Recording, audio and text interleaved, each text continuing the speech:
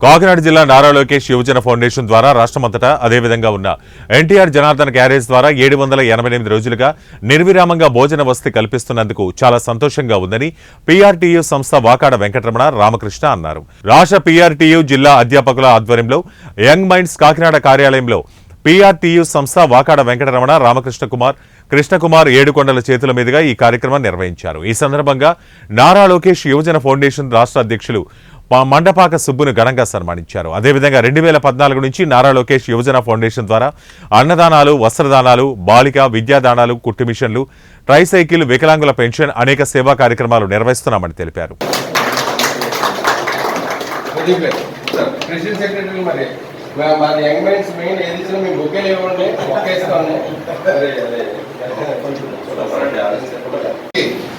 మళ్ళీ అధికారం వస్తుందో రాదో తెలియనటువంటి పరిస్థితుల్లో ఆయన ఎన్నో కార్యక్రమాలు చేశారు.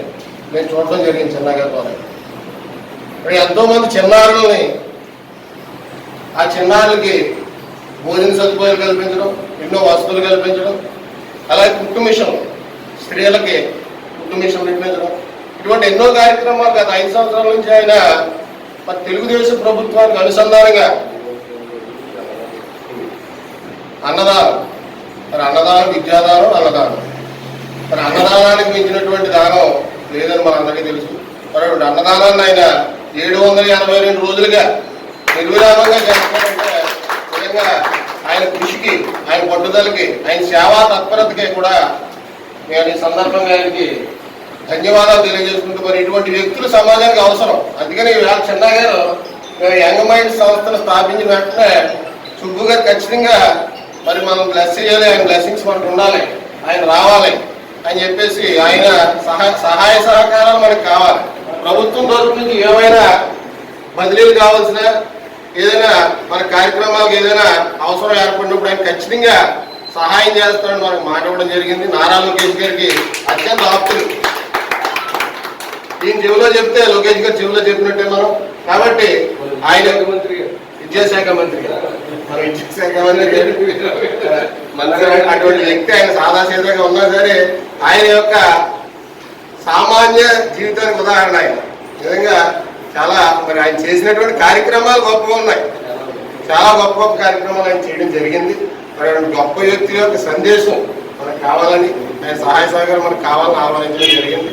మరి ఆయన మన ఉపాధ్యాయులు ఉద్దేశించి ఆయన యొక్క సందేశాన్ని మరి పీఆర్టీయూ ఏపీ సభ్యులకి, ముఖ్య అతిథులకి, ఈ కార్యక్రమానికి చేసిన ప్రతి ఒక్కరికి నా పేరున ధన్యవాదాలు తెలుపుకుంటూ, మరి తల్లిదండ్రులు మన జన్మనిస్తే మనకి విద్యాబుద్ధులు, క్రమశిక్షణ నేర్పేది మరి విద్యార్థులు, మరి అధ్యాపకులు. మరి వాళ్ళ దగ్గర మనం నేర్చుకుని వాళ్ళని ఆదర్శంగా తీసుకుని మరి ఈరోజు నేను చదువుకున్న పిఆర్జీ హై స్కూల్లో చదువుకున్నాను.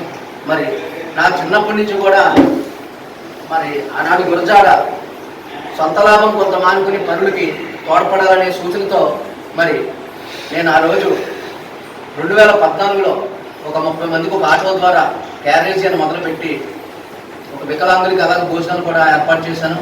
అదేవిధంగా కుట్టు మిషన్లు, ట్రైసైకిళ్ళు, అనేక సేవా కార్యక్రమాలు, చాలామంది బాలబాలికలు కూడా దత్తత చేసుకున్నాను.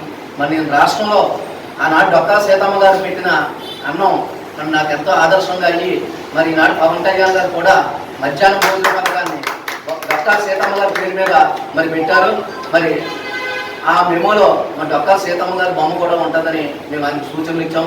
అదేవిధంగా మరి పీఆర్టీయూ సభ్యులు మీ ద్వారా కూడా సమాజంలో అభివృద్ధి చెందుతున్నాము, ఏదో బిల్డింగ్ మీద కడుతున్నాం, కానీ మన ఆరోగ్య పరిస్థితులు కానీ, మన పిల్లల భవిష్యత్తులు కానీ మనం తీర్చుకోలేకపోతున్నాం. మరి అలాంటి మంచి సూచనతో మరి మొక్కల కార్యక్రమాలు నాటి ప్రతి పౌరుడికి ఆదర్శంగా ఉండాలని, మన యువతని, మన పెద్దవారిని, చిన్నవారిని గౌరవించుకోవాలని మరి మీ సంస్థ ద్వారా మాకు తెలియపరిచారు.